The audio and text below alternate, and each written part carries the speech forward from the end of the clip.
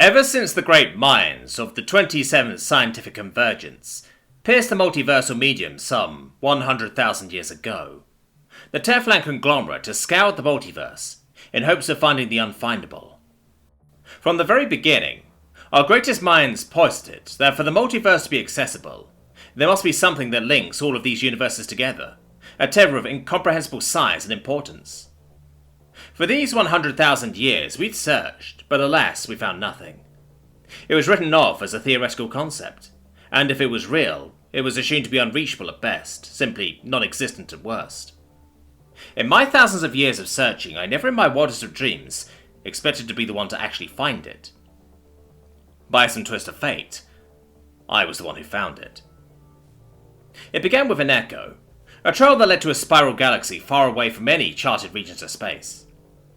It contained very little worth noting, containing only 4 species, with the most advanced being Omega Type 1. This echo magnified in intensity the closer I got to a Subtype 1 civilization. This was nothing too unusual. Echoes were formed by any multiversal capable vehicle travelling through an area. I figured this civilization must have been situated on a natural interdimensional rift, without even realising it. I decided to check it out, just in case I could find a natural rift big enough to be turned into a proper gateway.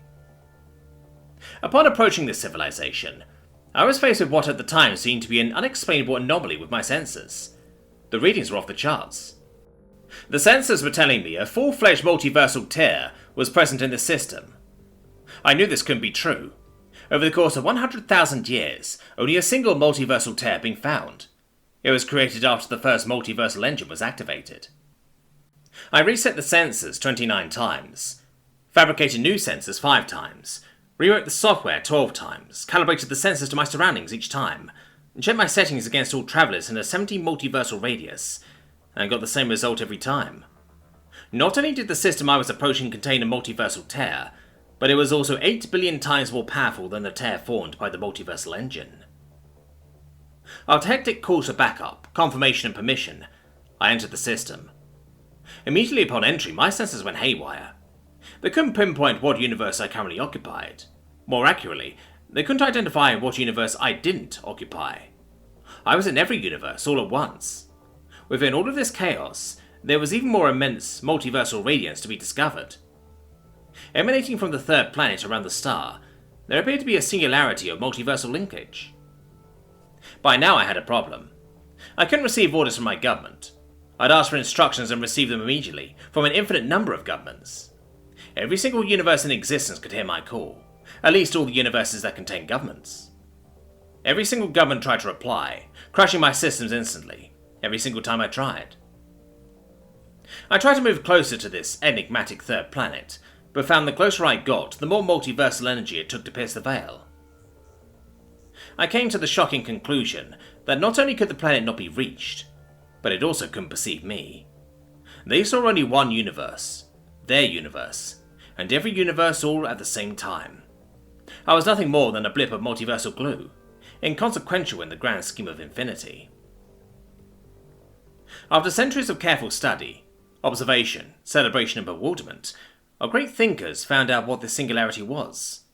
It wasn't a planet, a stellar anomaly, a star, a construct, or even an immortal deity, as some had proposed, but a single species, humanity.